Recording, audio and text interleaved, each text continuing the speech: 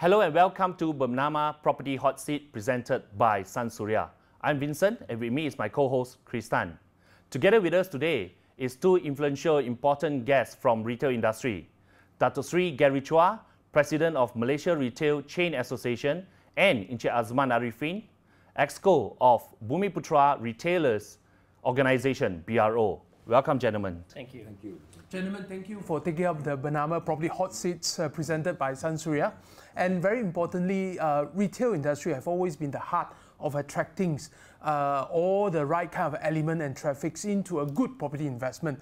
That's why we have to have you here today. Yes, gentlemen. We are sure that many business owners and property owners are eager to hear firsthand from you. We shall begin. Dato Seri, please share with us what is your view of the 2019 outlook. Would it be a better year than 2018 and 2017? You see, 2016 there's a less than 4% growth on the retail.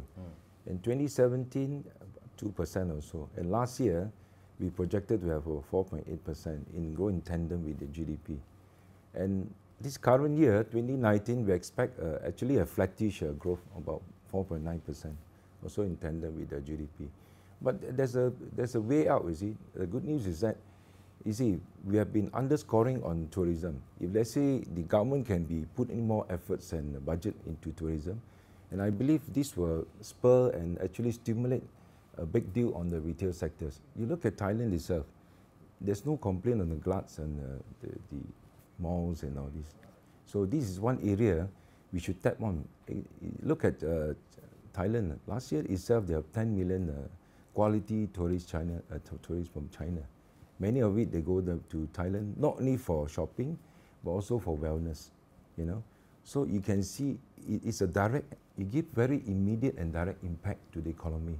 And this is something good news for the economy. If let's say the government can focus for 2019, putting more efforts and the budget. What is your view, Dato Seri, from the MRCA's point of view? Would it be a better year, 2019? As I said, we expect a flattish year. Okay. So, as I said, we need to put in more efforts and more budget into tourism to make sure more quality tourists come into Malaysia. The unique thing about Malaysia is that, can you imagine, we have so many Indians, we can actually woo the Indian quality tourists to Malaysia. And Chinese who can speak Mandarin can bring the tourists from China. And also we speak Bahasa, which is common to Indonesia. The largest population in ASEAN countries itself. Can you imagine, you just bring these three countries alone?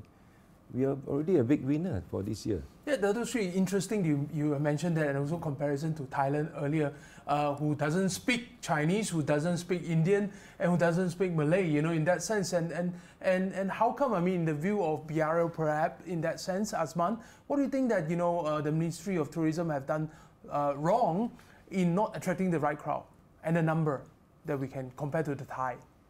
Thank you, Chris.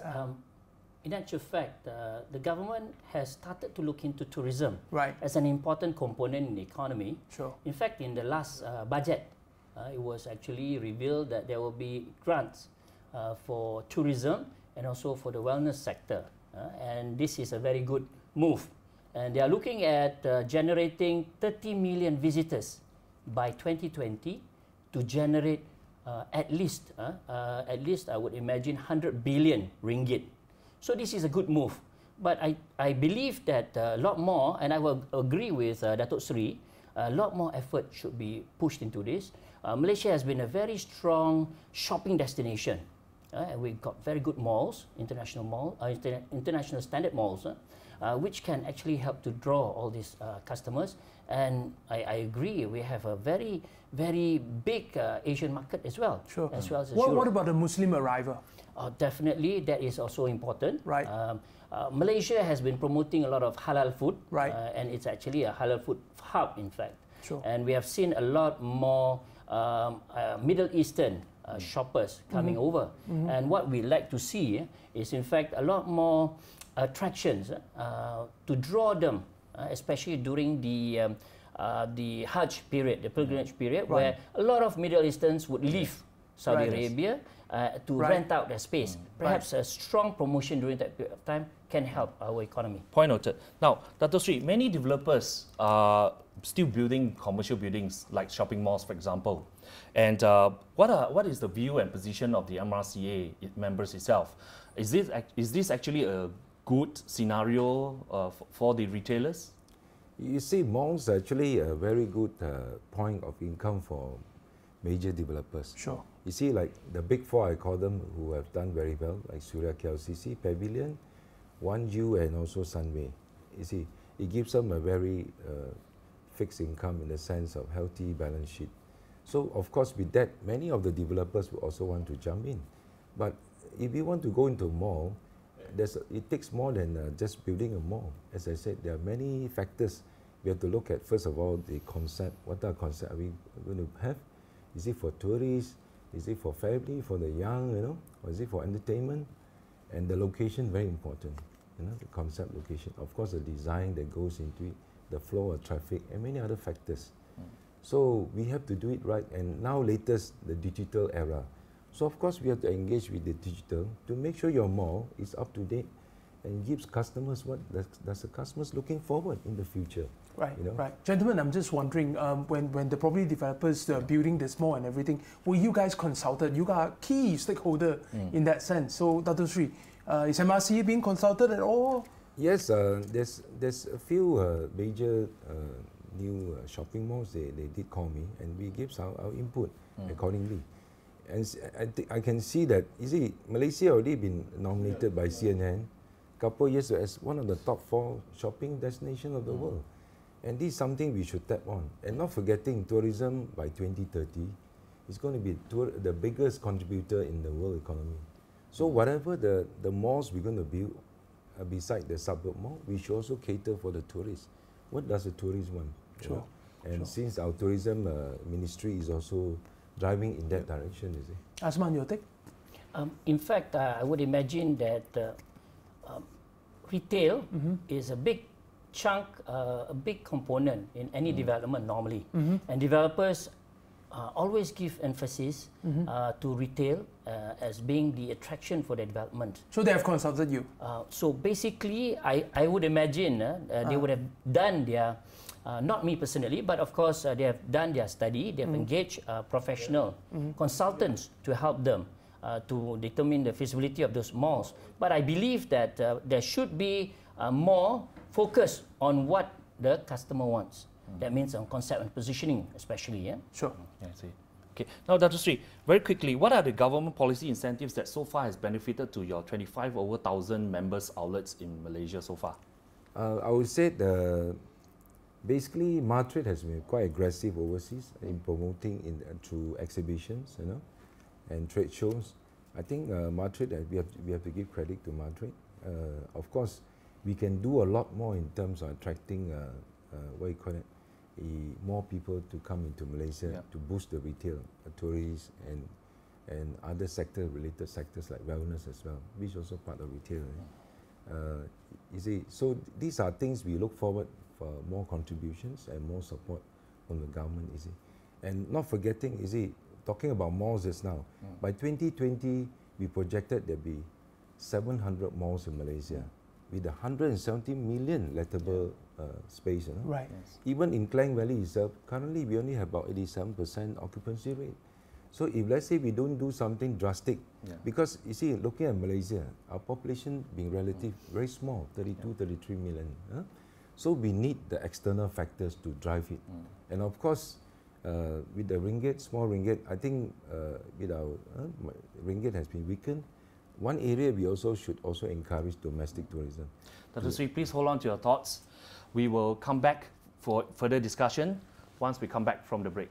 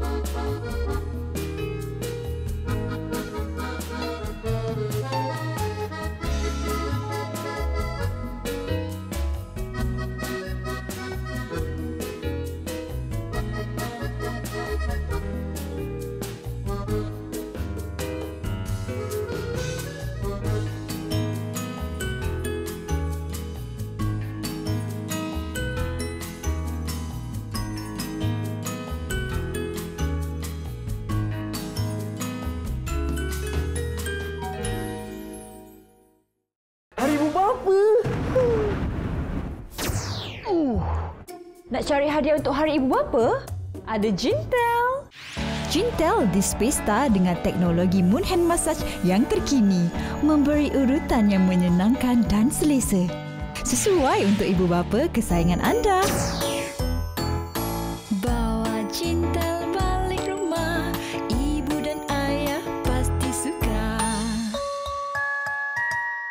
Jintel.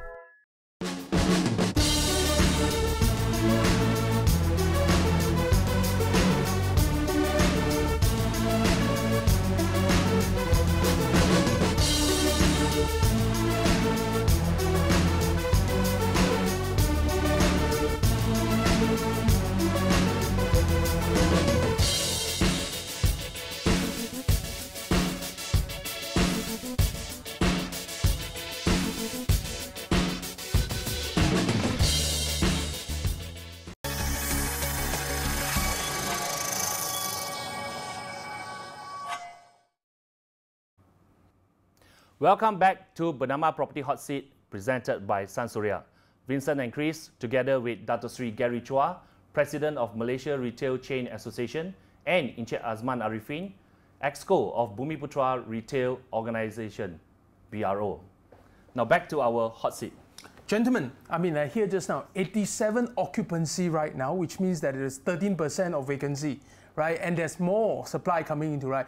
A very straightforward question for both of you is, do we really have an oversupply right now? For commercial spaces and retail spaces? Of course, definitely looks at there's an oversupply. One way is that we have to get more FDIs, more expatriates to come in to invest in Malaysia.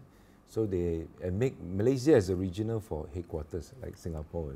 Sure. I think that is one fast way to occupy. A second way is to actually, as I mentioned, tourism is very, very important.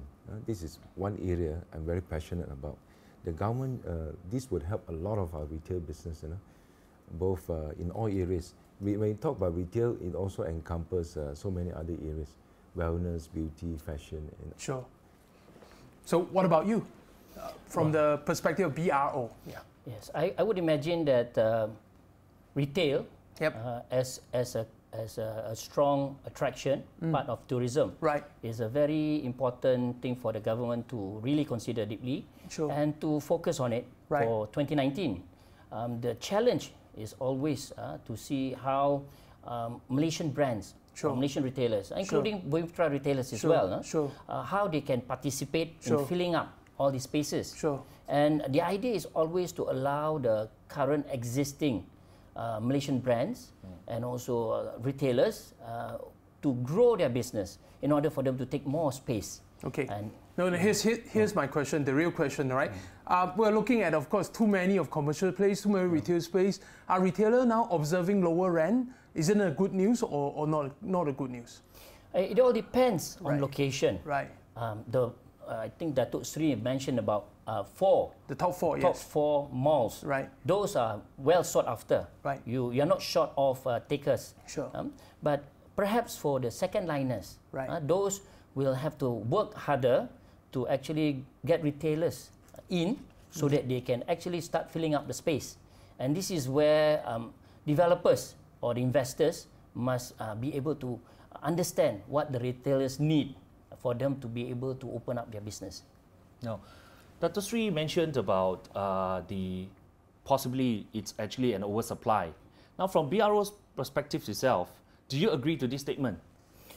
If you look at the situation at this point in time, we're looking at 6 million over square feet of retail space coming up within the next 2 to 3 years. Of course, this looks as if there is an oversupply. But then again, we have to look at the situation where if we are able to grow businesses and to take up this space, that excess 13% can be taken up. The only thing is that now, how do we make all those malls suitable for Malaysian retailers to come in? Sure. So unlike the Retail Chain Association, BRO obviously driving the Bumiputera agenda in terms of this. So we look at commercial shop lots, we look at shopping mall, even open air bazaar for the retailers in that sense.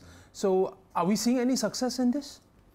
When you look at different components in terms of penetration, in terms of business, you have different sectors and also different categories. Sure. And of course, all these channels, bazaars, shop lots outside the malls can be very attractive for some retailers or some businesses.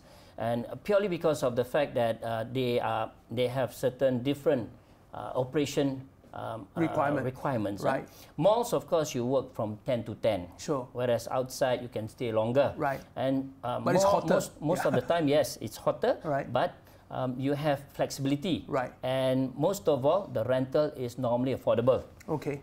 We're looking at an initiative from the previous regime that we know. Remember, there's this Mara digital mall kind of concept where it's Bumiputera only. It's sort of like, to address the Laoyat issue into this Mara thing. Is the previous regime. What do you look at that kind of initiative? You think it should be a model to follow, to continue, or we should scrap it? It's very good for the government to look into this sector because basically this is also another avenue for the government to look at the B40 segment of the community, of course, of the population. What we would like to see is basically a lot more focus on Malaysian brands, which will also encompass Bumiputera retailers' brands. And this is where it's very important for us to provide the right environment or ecosystem for us to actually encourage more businesses. And these are some of the measures, that the government will need to introduce maybe later on, to encourage better schemes of financing, which is actually at lower cost, better education, better training in entrepreneurism for a lot more businesses to understand, at a very early stage, probably at primary school, for instance. Right. So, Adzman, are you saying that basically BRO advocates and actually is supportive of the initiatives of setting up like a wholly owned Bumiputera mall, which actually is operated by Bumiputera retailers only? Is BRO supportive of such agenda? In fact, if we are looking at a mall which addresses that kind of situation, we have already those malls in the market. The only thing is that now we would like to see how the Bumiputera retail brands can grow together with the Malaysian brands, and they can be in a proper mall, and basically comprising of all the players rather than just the Bumiputera. So do I take that basically BRO does not advocate that we should have a full Bumiputera retailers mall? It should be a mix. Am I right to say that? Yes, we have been looking at the possibility of a complete Bumiputera mall. Yes. But you have to understand, some Bumiputera are actually doing franchise. They could be running international brands as well. Sure. But you don't know that they are actually Bumiputeras, and they are capable businessmen as well, operating their business. So, Dato Sri, from the MRCA perspective, your Bumiputera members, do you enjoy that kind of Bumiputera only kind of institution and initiative? You see, MRCA relatively we still have not many Bumiputera members. Like we have with us DR Group, Maidin, and NASA, and a few others. So actually, what we are actually encouraging more Bumiputera retailers to join us. Sure. You see, Malaysia Baru, we should help each other. We are willing to share and to help any Bumiputera startups or retailers, so we can actually start from small and grow them. You see, just like many of our members, like even Pokong, they started with half a shop. Today they're billion-dollar turnover companies. Sure. And many others. So we should work as one, and we're willing to share to develop more Bumiputera to be part of our MRCA or BRO. Yeah. Well, gentlemen, it's getting exciting. It's getting hot, but we have lots more to cover. We will be back after the break.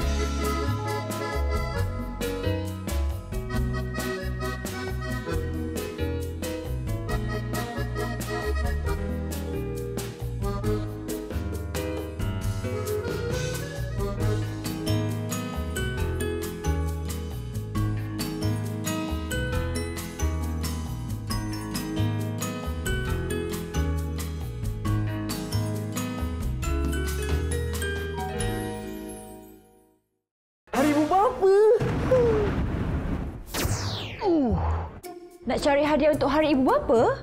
Ada Jintel. Jintel This Pesta dengan teknologi Moon Hand Massage yang terkini memberi urutan yang menyenangkan dan selesa. Sesuai untuk ibu bapa kesayangan anda. Bawa Jintel balik rumah, ibu dan ayah pasti suka. Jintel.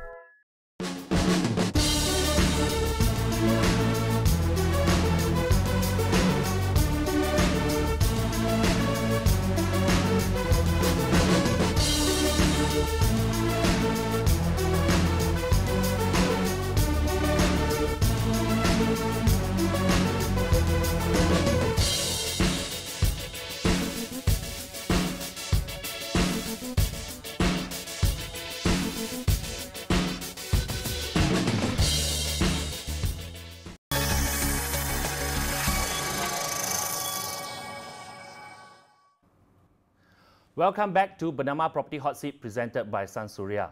For those who have just tuned in, Vincent and Chris here, together with Datuk Seri Garry Chua, President of Malaysia Retail Chain Association, and Encik Adzman Ariffin, EXCO of Bumiputera Retail Organisation. Now back to our topic, gentlemen. Adzman, what is the percentage of your members that's operating in shopping mall versus shop lots outside of shopping mall? When we're talking about BRO Members, yes. We are carrying 88 brands at the moment with 69 retailers. Retailers carrying local brands, and the rest are actually international brands. Most of us are actually operating from malls at this point in time. Right. Dato Sri, I mean, from that perspective, your member, MRCA member, I would presume will be lots higher. We're operating in the malls. I will see that trend be growing because many of the members are quite sustainable in the sense of in terms of finance. Sure. Many of them buy shop lots now. You see. Sure. They feel that this is one way to, to reduce their overheads in terms of rental at the shopping malls. But there's a limitation because you see shop lots. You have to look at. It's not like a shopping mall. You have a lot of attractions, so the traffic may not be that heavy. Only certain retail perhaps will still thrive in those environments. So So the growth will be, there's a limitation, but I can see that there'll be a growth in this area for all the members in the retail. See. So Dato Sri, there are claims that many malls in recent years that actually renovates and bears certain part of capital expenditure and renovates on behalf of retailers in order to attract them, to bring them into the mall. How true is this? Are there examples? Why so? Yes, that obviously is true. You see, for example, one of our major members, Velaram Group, he carries more than 200 brands of luxury goods, from Michael Kors to Coach and so many others, Victoria's Secret. So, for example, even in Singapore, the Resort World, they have a retail space, a big retail space, and invited him, and then, of course, they spend the money on the renovation. And same goes for Velaram Group, Jesserton Square in Kota Kinabalu. They also have invited him to go there. He's bringing all his brands, and the renovation also was done by the developer. Sure. Basically, actually, you see, Velaram is a big group, you see. You need such a retailer to bring in all the brands. This will attract not only the locals, but very importantly, the tourists. Okay. We want the tourist money, and those are the big bucks. Well, Adzman, do you face the same thing? I mean, I'm just saying that most of you are more individual retailer in that sense, not the bigger brand. Would the developer also spend the expenditure? Are you enjoying that? Correct. It's a challenge for us, in fact. Right. It's a challenge for our members. Right. Due to the fact that normally, I think Velaram has a very strong influence in getting the developer to give fit-out contribution. Sure. But most of the time, we see that international retailers are enjoying fit-out contribution incentives, as well as good rental terms. And of course, this is quite difficult for the local brands. So here's a yes and no answer for you. So the question for you, I just want to ask you, for example, in this case, would you agree with me that the smaller retailer are subsidizing the bigger retailer? It would look as if that is happening now. So it's a yes? Yes. Okay. All right. So now, Dato Sri, we observed that a lot of retail malls actually have proper permanent tenants, for example. But however, they do actually lease it out, their open space area, kiosk area from time to time, to, we call it the pop-up stores, the pop-up kiosks, maybe 3 weeks, 3 days, and so on and so forth. Is this actually an unfair advantage or an unfair kind of arrangements for members, your members who have 25,000 outlets throughout whole Malaysia, for example, where these retailers, these operators are actually operating in front of your mall? But in fact, some of our members also use that pop-up store to expose a short-term sort of promotions, like for example, Focus Point and a few others. So I would say, when we talk about competition, I think it's fair that we shouldn't say it's unfair. So because I think we should also give the smaller players a chance, because many of them, they also trying very hard. Whoever tries hard, I think we should give them opportunity. I think the pop-up and the smaller stores is a good opportunity for them to expose, because everyone have to start from small, you see. So you're saying that, I like you say it's fair to be unfair in that case. So what about your perspective of this pop-up store? Because I would think that most of your members will take that opportunity to do it rather than going straight into shopping mall first. It's true, Chris. If you look at most malls nowadays, what they actually try to do, in fact, is to allow some of their casual leasing space in the common area to be used by kiosks, push carts, and also promotion spaces. Now, most of these can be used for pop-ups or, in fact, for a short-term business. And this is where some of the retailers, the smaller ones, would actually start to experience the business in a mall through this kind of startups and what we call incubators. Now, by exposing them in this kind of way, sometimes it can be quite expensive, the rental, it's not that cheap.